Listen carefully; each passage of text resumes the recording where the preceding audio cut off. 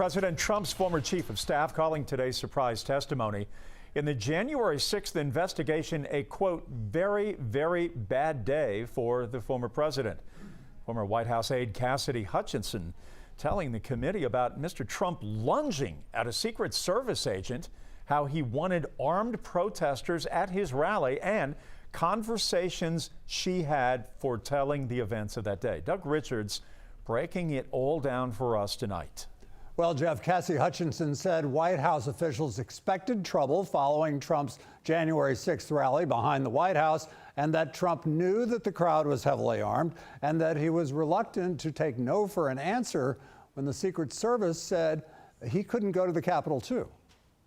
I looked at Tony and he had said, "Did you effing hear what happened in the Beast?"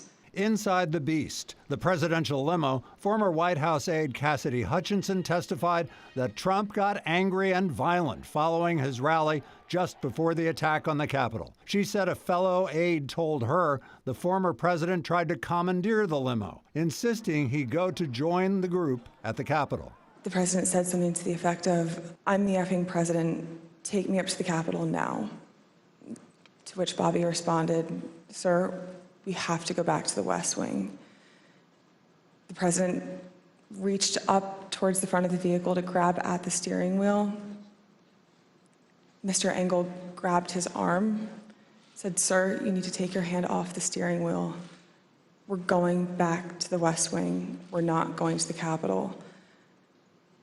Mr. Trump then used his free hand to lunge towards Bobby Engel, and when Mr. Renato had recounted this story to me, he had motioned towards his clavicles.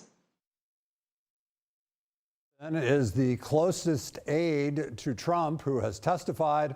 And also today, she described dishes broken, meals thrown by Trump in anger in the White House as it became clear that the election he lost would force him from the White House just days later, Jeff. All right, Doug, for the key highlights from today's hearing as well as past hearings, you can visit 11alive.com. We'll continue streaming them on our website when they return next month.